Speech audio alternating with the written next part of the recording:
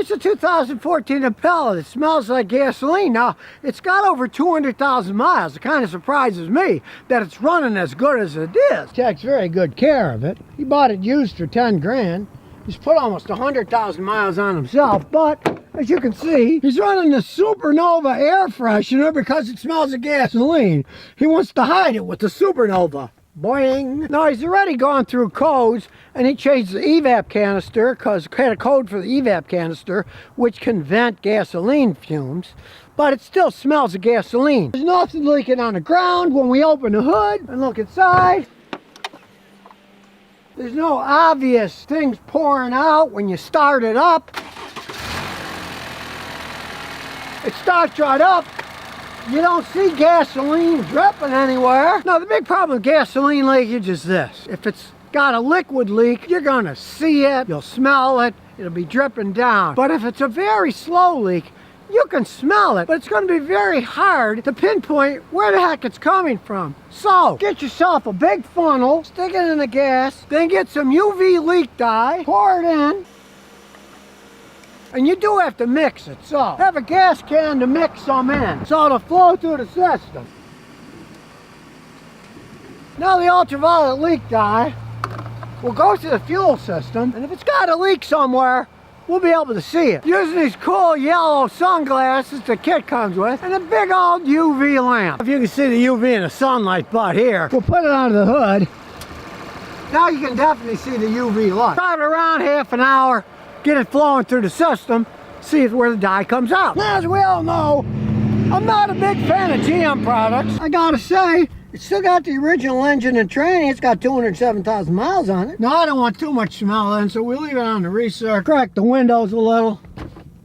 Suck some of the smell out, and we'll take it for a spin. I gotta say, these aren't the original seats. He added them in. This car's in good shape. This guy's a soldier, and he takes care of the car. About typical GM, you can say the rear vision system doesn't work anymore. And while we're driving to see where the leak is, we'll see what kind of shape the car is generally in. Now, it's only a 4-cylinder engine, still running pretty good. You can hear the struts clunking. He's gonna change the strut up there.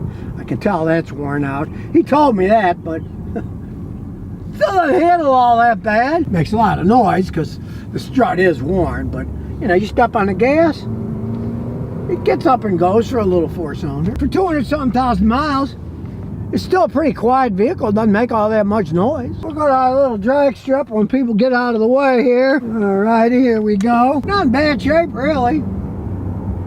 Other than the smell of gasoline, which I can definitely smell mixed with the air freshener. What a combo.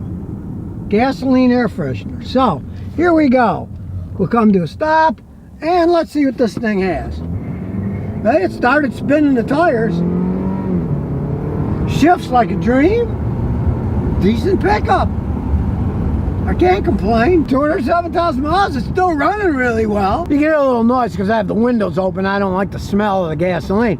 Now, this guy really takes care of his cars. He changed the oil regularly. The dealer wanted like 800 bucks to change the water pump. So he bought the water pump and changed himself. Didn't take all that long. About an hour to do. He's really taking care of this car. But the smell's driving him nuts. I rolled the window up and you can see. Still a relatively quiet car.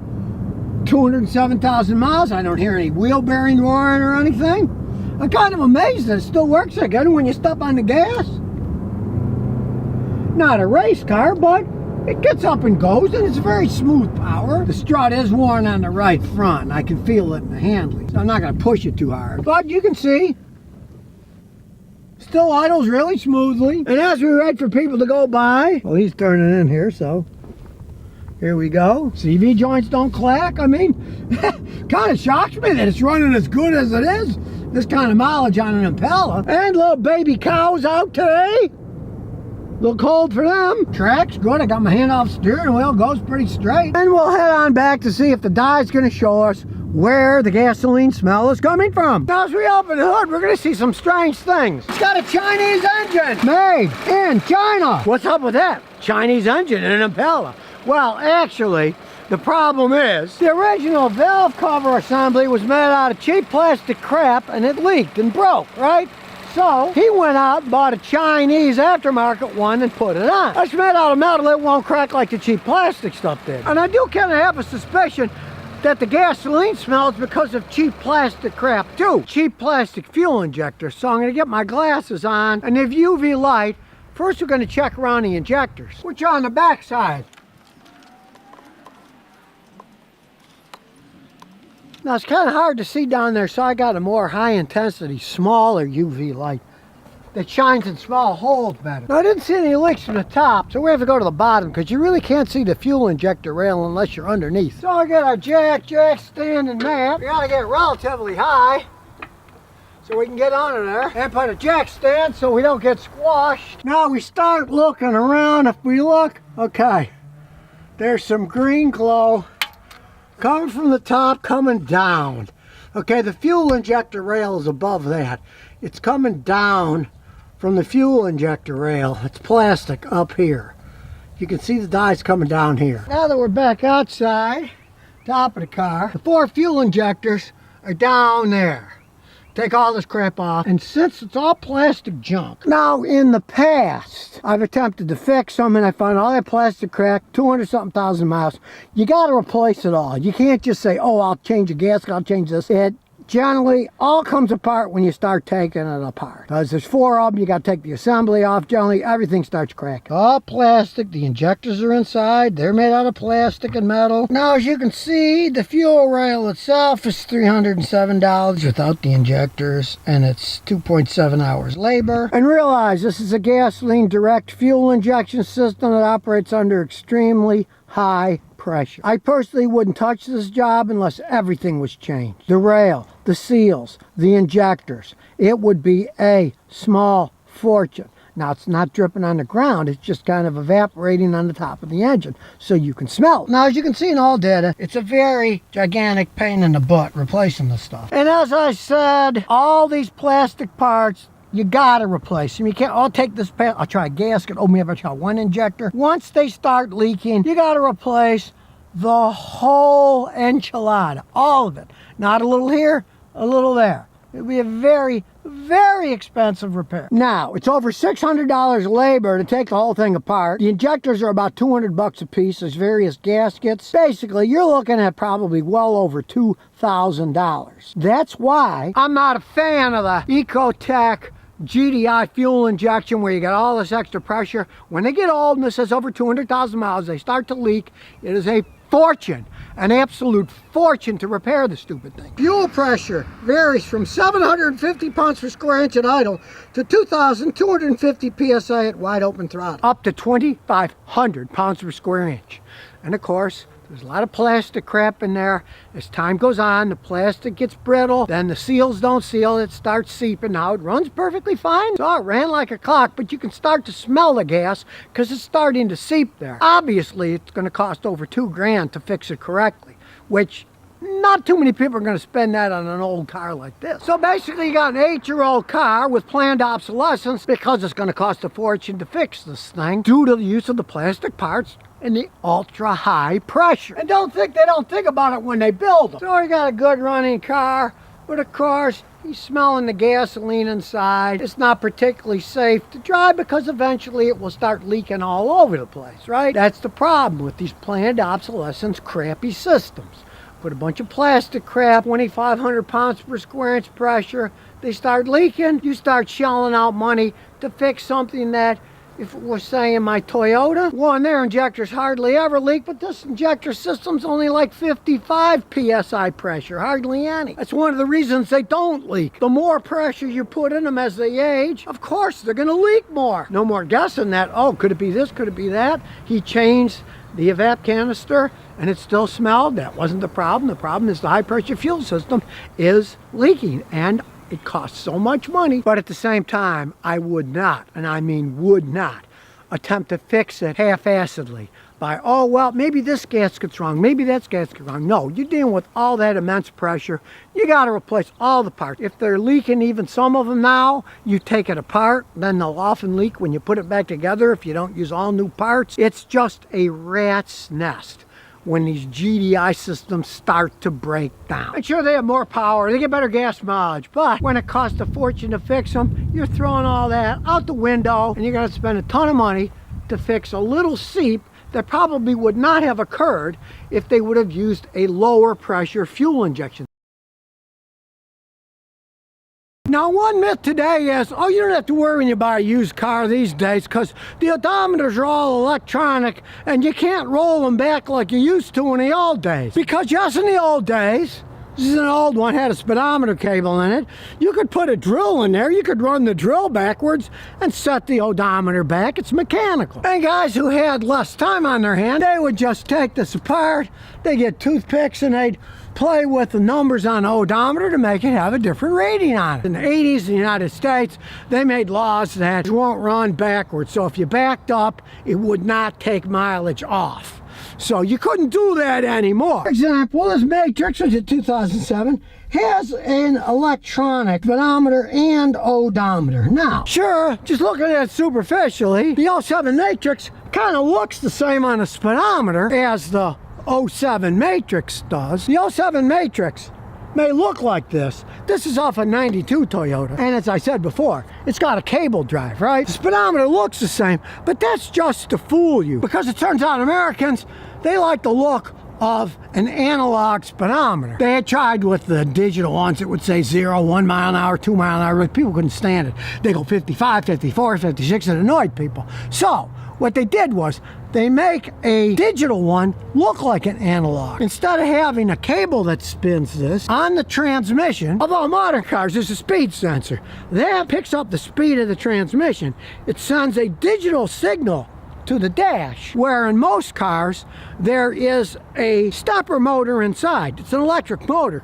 And that's what moves your speed and counts for the odometer, so you can see how many miles on it, what speed you're going. Digital system that switched to analog where you look at, although the reading on most of the cars is still digital. You can see on the Matrix, the speedometer looks like it's analog, but it's actually digital, but you can certainly see the mileage reading on the odometer is definitely digital. It's just electronic numbers. And unlike the analog ones with the cable, the digital ones, you can't spin them backwards, so people think, oh, I don't have to worry about the odometer being rolled back on a modern digital car, but that's the biggest myth on earth. It's actually easier on the digital ones to roll them back. On the analog ones, imagine sticking the drill in there and spinning it backwards, it would take forever. Even taking it apart, trying to jumble the numbers, that's a real pain in the butt. But with the digital ones, you can change it with a push of a button, unfortunately. There's electronic devices that unfortunately anybody can buy that set them back. Now, I'm not going to show you the exact thing because I am not going to help people roll back odometers and rip people off. But here's a picture on eBay of the machine that does it. And the machine is only $289 with free shipping. So anybody who really wants to can set back an odometer. And you think, why on earth do they even make machines like this? Well, it's because of a technicality for mechanics only. Because here's what this machine is called. It's called a car odometer correction mileage adjustment OBD2 scanner reset. It's for when an odometer breaks on a car, mechanic replaces the odometer, and they want to set the odometer to the same mileage that the car has for honesty's sake, right? So in this case, it's an honest machine that's turned around and used for nefarious purposes to reprogram the mileage on a car. And believe me, a 5-year-old couldn't figure out how to do it. It's not that complex. So what can you do to make sure the odometer in a car you're looking at is real? Well, there's a lot of things you can do. In the glove box for receipts, oil changes, repairs, whatever. See what the mileage is on them, right? And this is one time when I tell people stuff like Carfax is pretty good, because most Carfaxes can give you the state inspection data. And that state inspection data is going to tell you every year the mileage. So you should see every year the mileage goes up, right? If all of a sudden one year it was 110,000 and the next year it's 45, you know, the odometer's been messed around with. It's a pretty logical thing. Now, in some states, they don't allow this information and stuff like that, so you're kind of SOL on that one. But most do. So you get a report like that. Look at the mileage to make sure. And you want that mileage information to make sure the mileage is real. But let's say you can't find any information like that. Then think logically. Look at the tires. let's say it's got 25,000 miles of it, the tires are all worn and bald and stuff, that's a red flag. And look at the seats. I got seat covers here just because I like the way they look, but if you pull out the seat covers, the seats are all ripped and torn and worn out, and the steering wheel is all cracked, and the dash is all cracked, and everything is all worn out, and the armrest is all worn out, then I wouldn't really believe that it's a low mileage car. And of course, when you take it on a road test, okay, if it's a low mileage car, it's not gonna clunk, it's not gonna bump, it's gonna shift good. If it clunks when it shifts, you corner and it clunks because the suspension's all worn out, it's not a low mileage vehicle then. Hey, a car shouldn't do that. When I put it in reverse, it shouldn't go clunk. There's a lot of reasons that you can tell that, hey, that's not the real mileage. And of course, another thing you want to see is the car's title. See what the mileage on the title is. You know, you find out, hey, the mileage on the title's different, right? You know it's been tampered with. Now, of course, a cheap sleaze, the way a lot of guys will do is they'll buy a whole dash assembly from a junkyard car and they'll put it in and they'll have low mileage. You can get these things sometimes used for 50 bucks. Anybody can pop them in and pop them out as long as it came out of the same car and will fit. So look around the dash. You see a bunch of cracks. It doesn't fit right. There's gaps, maybe the chrome's broken, and it looks suspicious. Start thinking they replaced the whole dash with a lower mileage odometer. And while you're in the car, get a flashlight, right? Look under at the pedals. Check the pedals out. Are they all worn out, or are they smooth? Right? You can see this is worn a lit there because it's got 109,000 miles and it's 17 years old. If these are all faded and worn off, or maybe they're even the rubber's gone, it's not a low mileage car. Look at this. You can go to this free odometer check, VIN History USA. We'll put our license plate number here. Well, now, unfortunately, they lied. It says you have to pay $1 for the history report. They said it was free. Well, in this case, I'm not going to pay the $1 because it says that PayPal is temporarily unavailable, as is Amazon. They want your credit card number, and I'm not going to give them my credit card number. So you can forget this VIN History USA free odometer check. It is not free.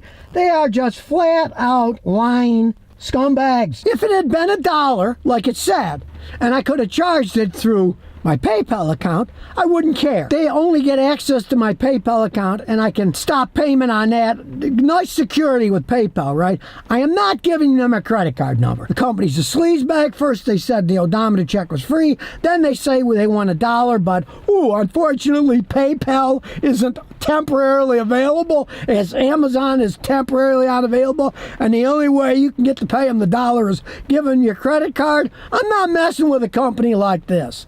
They can go to Hades. There's other ways. Do Carfax, do whatever, you know.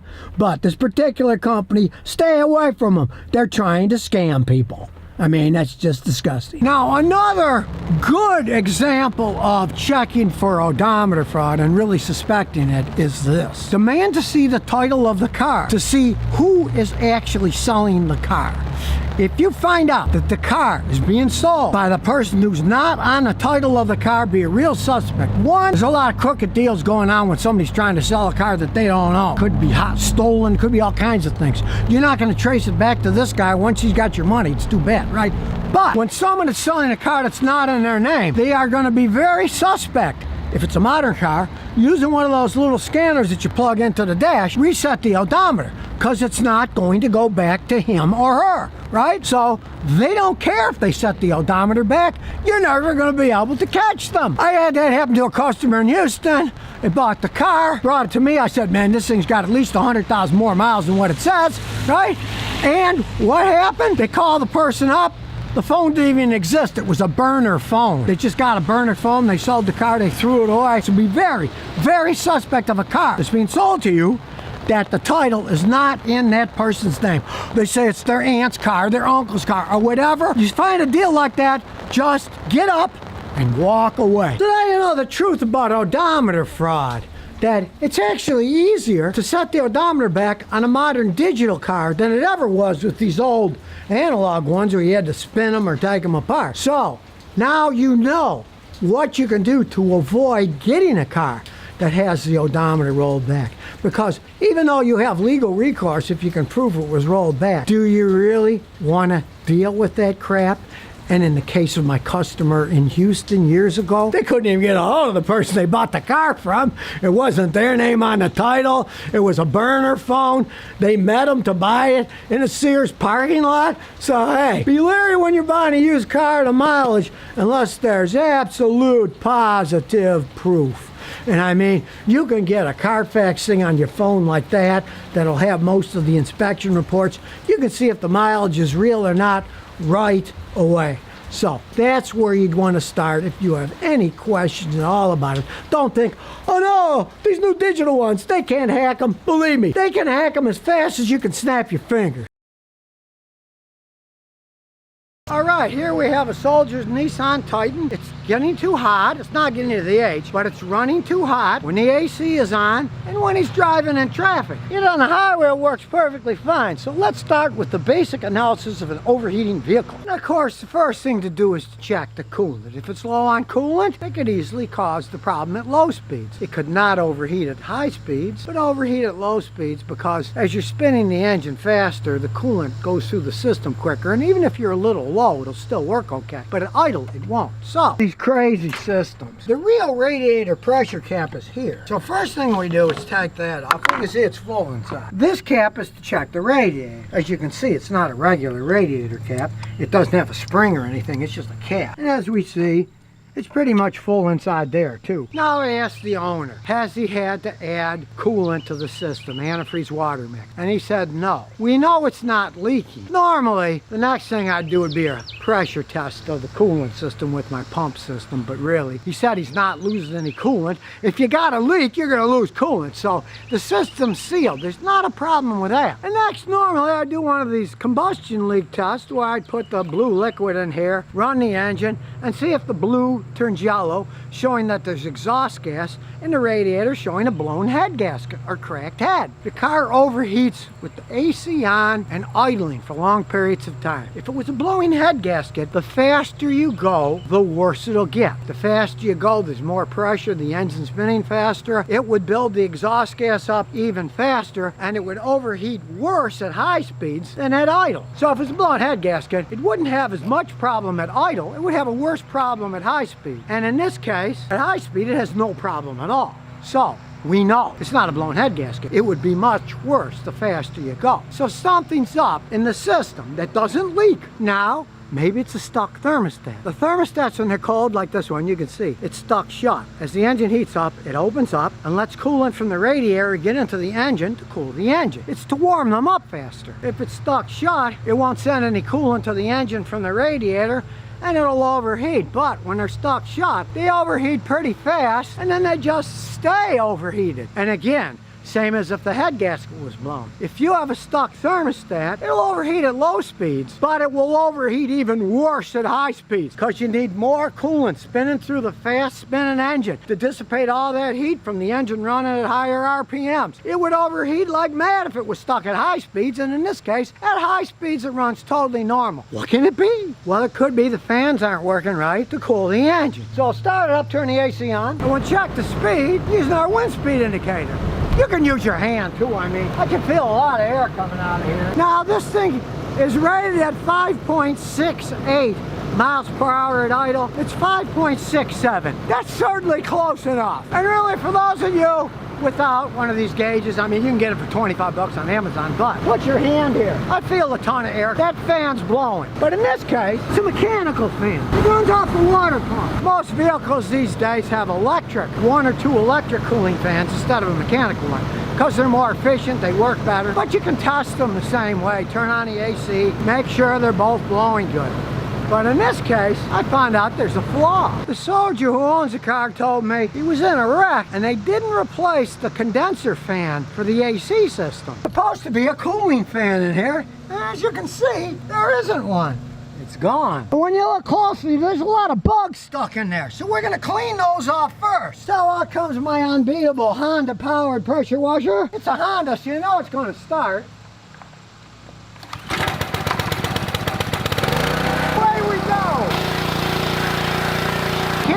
Pressure washer, and in this case we're losing a lower pressure nozzle. You don't want too much pressure. To clean cleaned all the bugs off. And since it doesn't have the electric fan that goes on the condenser, which pushes the air through the condenser to cool the AC and helps push air through the radiator, which of course is behind the condenser, and make it work. So we're gonna hook this thing up right in front of the condenser, then turn it on full blast. We want it on high. Then we'll go inside the truck, start it up with the AC on full blast. There it is, recirc. And we'll see what happens to the temperature gauge. Before it was going up all the way up to that notch that's under the H. Now it hasn't damaged anything yet because it has to get to the H when it boils, then it damages the engine. As long as it doesn't boil, it hasn't damaged the engine yet. So it hasn't done any damage. We're gonna let it sit for half an hour, 40 minutes, and check it every once in a while and see if it stays normal now. And since it's so hot today, the end of July in Tennessee, I got a nice cool glass of water and a nice air-conditioned Nissan Titan and sit here for half an hour and watch it. Now, after 10 minutes, you can see it's still running good. Now, I can just about guarantee you that's the problem because it's logical. They didn't put the cooling fan for the condenser on after the wreck. It was designed that way. On the highway, yeah, you're going 60 miles an hour. You got 60-mile-an-hour wind, plenty enough to cool it off. But in the city, no. Especially when you're idling, it's gonna make it overheat, especially when you turn the AC on. The heat of the AC is ejected by the condenser that's in front of the radiator. So it puts a bunch of heat in front of the radiator. The condenser gets super hot. Then the air passes over the condenser, and then, since it's in front of the radiator, that hotter air goes through the radiator. Well, that extra heat is going to make it not work right if there isn't more wind pushing it through. And of course, when you're going 60 miles an hour, you got 60-mile-an-hour wind going through the condenser, going through the radiator, cooling it off. But I still don't trust anything, so I'm going to wait half an hour to see if it changes. And in the meantime, I can see his tire pressure monitoring system light is on. There it is. So we might as well check that. I can't just sit here drinking water, cooling off for half an hour. I'd be bored out of my mind. There we go, plug in the scan tool. You need a decent one to do TPMS. The really cheap ones won't help. We'll plug it in. There we go. Now, unfortunately, even the scan tool won't do the TPMS, so I need a better one. What the heck? I like trying out scan tools, seeing what works and what doesn't. So, here's my new Think Car one that I've gotten recently.